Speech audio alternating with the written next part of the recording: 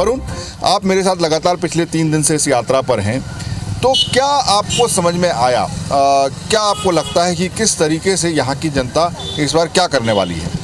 जो ट्राइबल है यहाँ की मैक्सिमम सीट्स चूँकि रिज़र्व हैं, मैक्सिमम क्या 11 सीटें रिज़र्व हैं, एक ही सीट अनरिज़र्व है।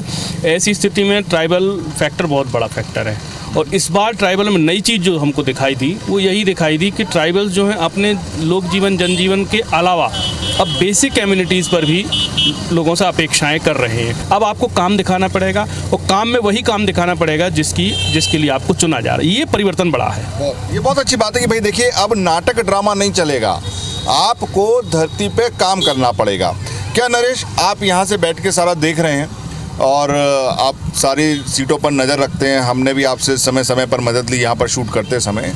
आपका आज की तारीख में क्या आकलन है कि क्या हो सकता है? क्योंकि पिछली बार 11-1 से कांग्रेस जीती थी, है ना, फिर तो उसके बाद उपचुनाव हुआ तो वो एक सीट भी हार गई थी, पूरे 12 की 12 सीटें अभी कांग्रेस के पास हैं। तो आपको क्या लगता है इस बार? जी देखिए, मुझे लगता है कि इस बार एक तरफा चुनाव तो बिल्कुल नहीं है। और ये पता भी चलता है कि जिस तरह से कांग्रेस ने अब एक के बाद एक घोषणाएं दी हैं। कल ही राहुल गांधी फरसगांव में कह रहे थे कि वनोपज 4,000 अतिरिक्त प्रोत्साहन राशि दे देंगे, इसके अलावा वनोपज का भी दाम बढ़ाएंगे। आदिवासियों पर जिस तरह से संवेदनशील तरीके से उन्होंने मध्य प्रदेश के मामले का जिक्र करते हुए बातें छेड़ी, बीजेपी को टारगेट किया, उससे पता चलता है कि कांग्रेस भी जान रही है कि यहाँ उनकी स्थिति मजबूत नहीं है। तो पिछले बार जैसा दोहराव तो मुश्किल है। और एक बात और अंतर है कि ये एक तरफा लहर का माहौल इस बार किसी के लिए नहीं है। देखिए, ये बहुत अच्छी बात है और ये हमें समझने वाली बात है कि हम जो घूमे यहाँ पर 3 दिन और हमने लोगों से जो बातचीत की, नक्सलवाद एक कोई बड़ा मुद्दा अब यहाँ पे बचा नहीं है, ये हमें नज़र आया। कोई नक्सलवाद की बात नहीं कर रहा है। हमने देखा कितना खूबसूरत है बस्तर, हर जगह अपन ने देखा इतना खूबसूरती है।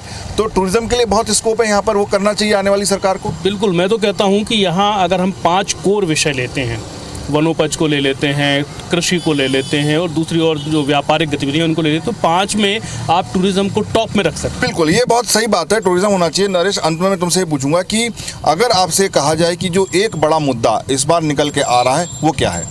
जी देखिए, सबसे बड़ा जो मुद्दा है इस बार आदिवासियों से जुड़ा मुद्दा, धर्मांतरण का है और आरक्षण से जुड़ा मुद्दा है। इसको लेकर समाज में बड़ी चर्चा है और वोटिंग को लेकर इसका असर भी लगता है मुझे होगा इस बार। देखिए, तो ये आपने समझा हमारी चर्चा में कि किस तरीके से ये जो बड़े मुद्दे निकल के आ रहे हैं।